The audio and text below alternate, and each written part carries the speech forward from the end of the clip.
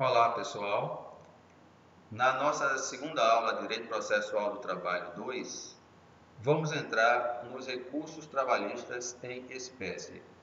E vamos tratar de dois recursos muito utilizados no nosso dia a dia, que são o recurso ordinário e os embargos de declaração. Eu já disse anteriormente que sou juiz titular da Vara do Trabalho de Guarabira. Mas eu tenho sido convocado nesses últimos anos para substituir no Tribunal do Trabalho quando algum desembargador está de férias. E, nesse caso, tenho atuado também como juiz convocado na relatoria de alguns processos, e aí nós temos julgado lá muitos recursos ordinários e muitos embargos de declaração. Quem se interessar de fazer alguma consulta na jurisprudência do tribunal, é só entrar no site do nosso trt13.jus.br e procurar a jurisprudência. E essa jurisprudência essa consulta pode ser feita, inclusive levando em conta o nome do magistrado. Vou colocar aqui o verbete, por exemplo, justa causa. Você pode colocar algum tema específico ali e colocar quem é o redator da decisão. Vou colocar aqui meu nome para fazer a pesquisa. E aí a gente vai abrir as decisões em que eu atuei como relator. Em geral de recursos ordinários, mas também de embargos de declaração. Aqui a gente tem o ano e quantas decisões foram prolatadas. E veja, tem decisões já deste ano de 2020, que você pode ter acesso tanto à ementa do acórdão, como pode ter também acesso ao texto integral, aqui o inteiro teor do acórdão. O recurso ordinário, ele é de fundamentação livre, ou seja, não é vinculado a temas específicos, como existem alguns recursos que só podem discutir determinados temas, a exemplo dos próprios embargos de declaração, e a sua natureza, como o próprio nome já diz, é uma natureza ordinária, porque nele pode-se discutir matéria de mérito ou matéria também processual, diferente dos recursos extraordinários, em que se discute normalmente uniformização de jurisprudência, no caso do recurso de revista, ou quando se entra com recurso extraordinário para o Supremo Tribunal Federal, para se discutir a constitucionalidade de um determinado dispositivo legal, por exemplo.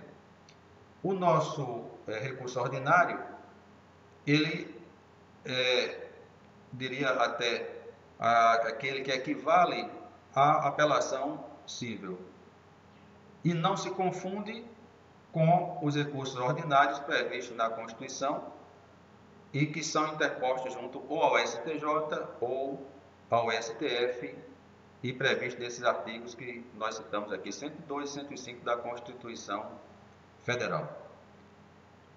O cabimento do recurso ordinário pode ser tanto de sentença, ou seja, a decisão dada pelo juiz da vara do trabalho, como também de um acórdão, o acórdão que é dado pelo tribunal, e aí, nesse caso, o TST vai funcionar como uma segunda instância, como duplo grau de jurisdição. Isso no caso da competência originária ser do TRT. Então, você entra com recurso ordinário para o TST. E a gente tem a previsão legal quanto ao cabimento do recurso ordinário no artigo 891 da CLT. Então, a gente vai aqui consultar a legislação e procurar o cabimento do recurso ordinário. Tanto o recurso ordinário da sentença, quanto o recurso ordinário dos acórdãos. Então, dispõe aqui o artigo 895. quando cabe recurso ordinário das decisões das varas de juízo, ou seja, das sentenças, e quando cabe das decisões dos tribunais. E aí é o recurso ordinário dos acórdãos, e o prazo de ambos é o prazo da maioria dos recursos trabalhistas, que é o prazo de 8 dias. É possível também se interpor recurso ordinário excepcionalmente de algumas decisões interlocutórias. Nós dissemos que a regra é que da interlocutória não cabe um recurso imediato. Mas, em casos excepcionais, que vocês vão encontrar na súmula 214 do TST, nesse caso, é cabível o recurso ordinário de decisão interlocutória. E existe também um procedimento específico para o recurso ordinário quando trata do rito sumaríssimo. Nós vamos ver no parágrafo 1º do artigo 895 da CLT. Veja, o rito sumaríssimo foi criado em 2000 e tinha a intenção de agilizar os processos na Justiça do Trabalho. E, pessoalmente, e pelo menos na nossa experiência aqui da Vara do Trabalho de Guarabira, do TRT da 13ª Região, eu entendo que quando foi criado o rito, não mudou tanta coisa, porque nós já éramos uma justiça bastante célere, bastante rápida. Mas aí foi criado o rito sumaríssimo para dar mais agilidade a processos até um determinado valor. E aí, no caso do recurso ordinário sujeito ao rito sumaríssimo, há algumas diferenças que também não são assim tão grandes, mas a questão da própria distribuição, e a gente tem aqui no inciso 2º do parágrafo 1º, além do que o parecer do representante do Ministério Público do Trabalho, que deve ser feito oralmente quando ele estiver presente à sessão, mas hoje boa parte também dos recursos ordinários, mesmo que não seja do rito sumaríssimo, muitos deles não precisam também do parecer do Ministério Público, porque somente quando houver interesse com relação ao pronunciamento do Ministério Público é que é necessário um parecer escrito anteriormente. E a outra diferença é essa questão que, se vocês também pesquisarem na jurisprudência do TRT, vão ver que quando se trata de recurso ordinário de rito sumaríssimo, não colocamos a ementa nos acórdãos. E é dispensado a questão também do relatório. Mas o prazo é o mesmo de 8 dias, não há uma diferença grande com relação ao recurso ordinário do rito que não seja o sumaríssimo. Trataremos agora dos embargos de declaração. Diferente do recurso ordinário, os embargos de declaração, eles têm uma fundamentação vinculada, ou seja, eles são opostos para discutir questões específicas.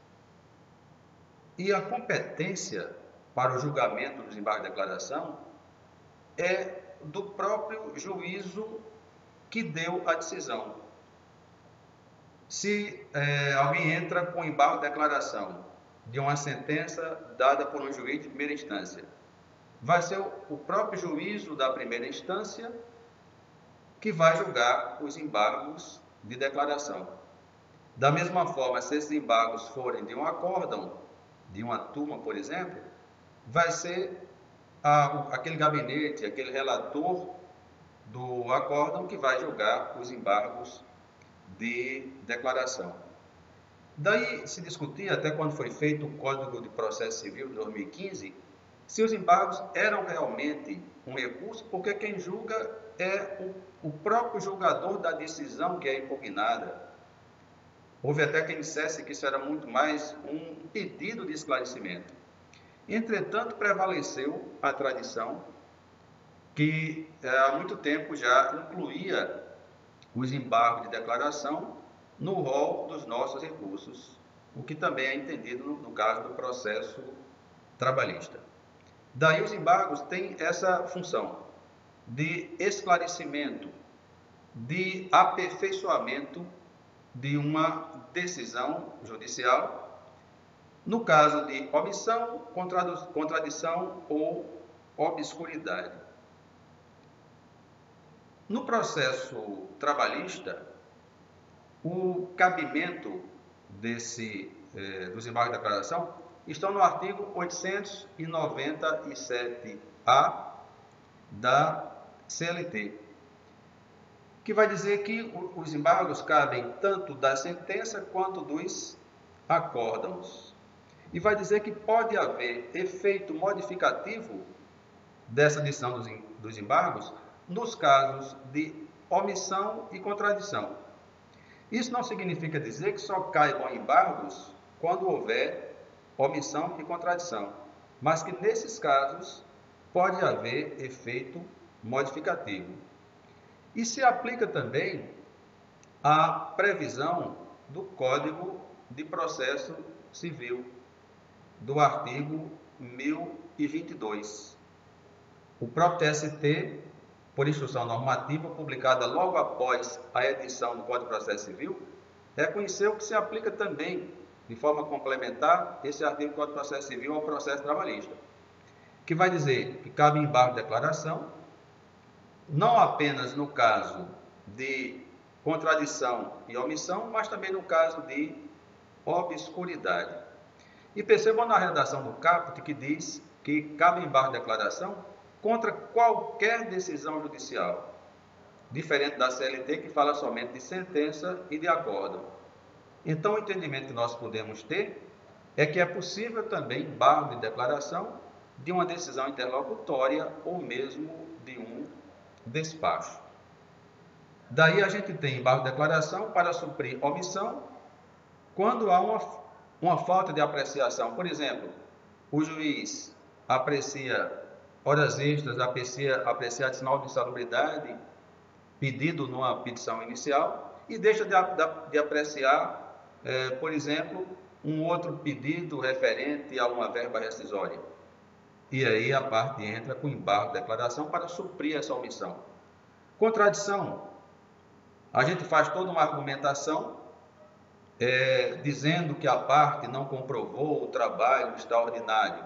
E lá na conclusão, defere, concede as horas extras. É uma nítida contradição. E falta de clareza. Muitas vezes o texto não é redigido de forma inteligível, de forma clara. E uma das qualidades do texto, além de concisão e correção, é a sua clareza.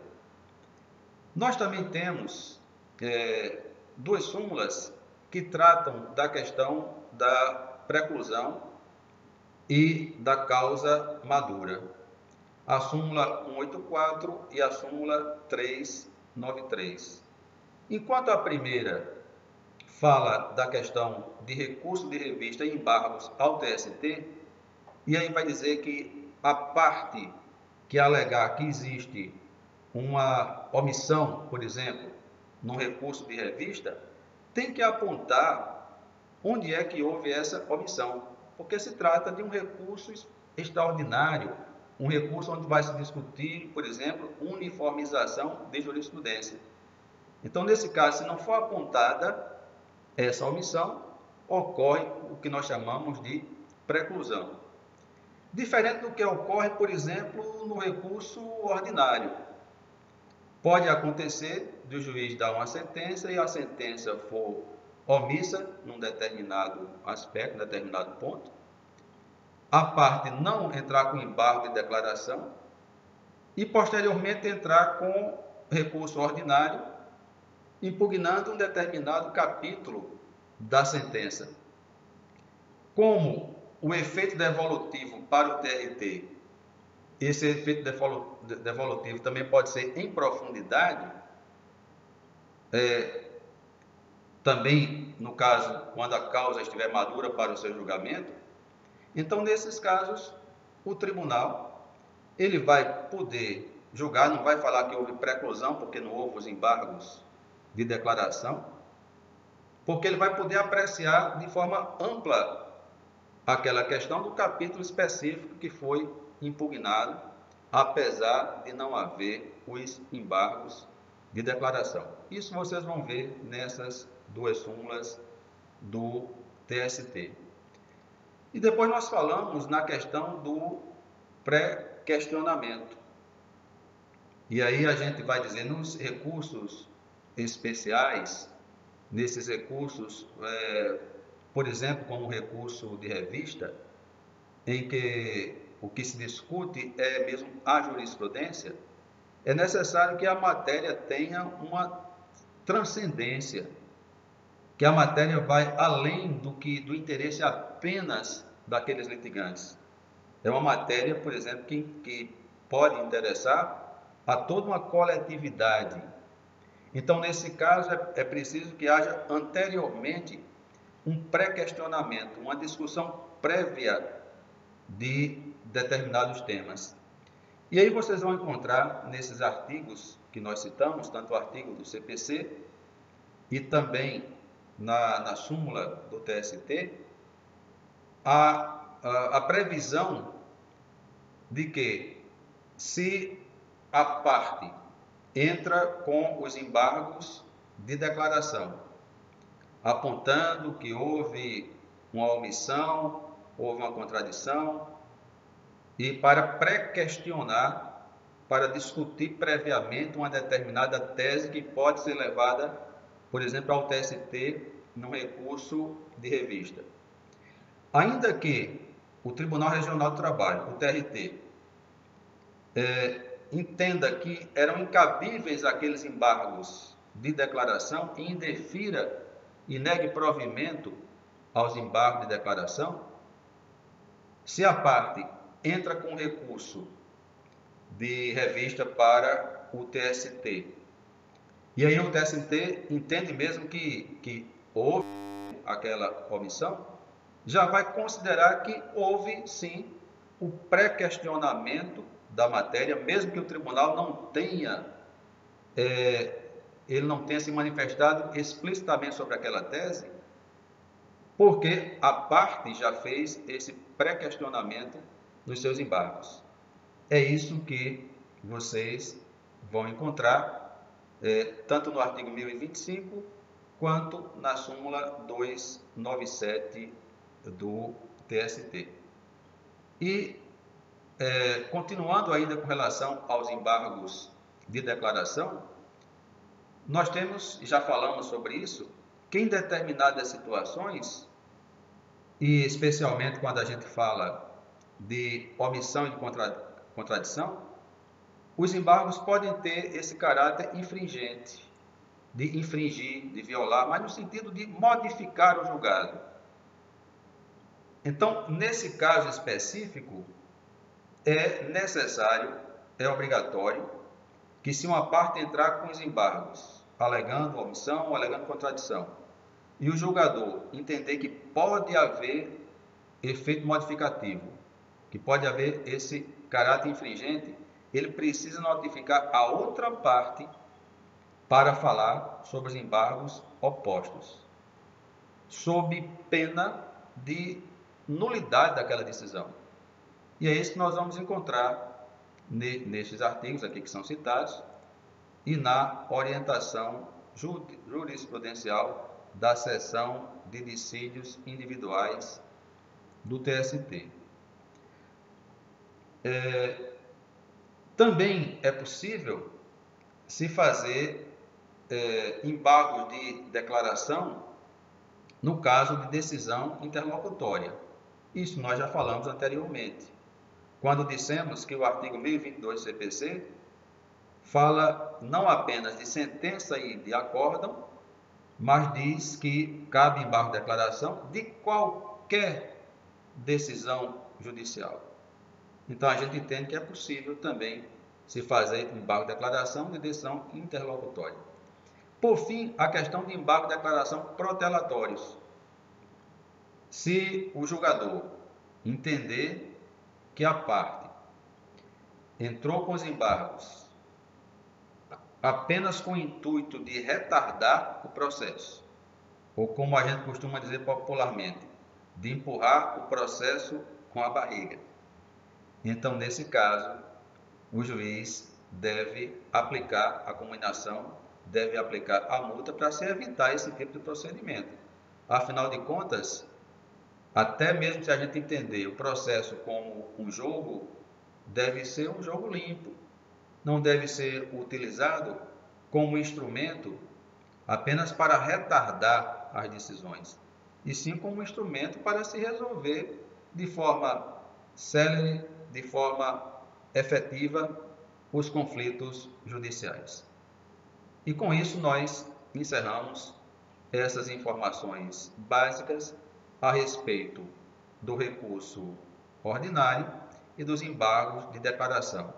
Certamente, se vocês quiserem fazer mais aprofundamento sobre esses temas, além dos artigos que nós aqui citamos, da jurisprudência também que foi citada, a gente recomenda a leitura dos doutrinadores, o aprofundamento, procurar questões relativas a esses temas, porque nós trazemos aqui de forma bastante sucinta os elementos que consideramos mais relevantes de cada um desses temas. Com isso, nós concluímos a nossa segunda aula. Obrigado.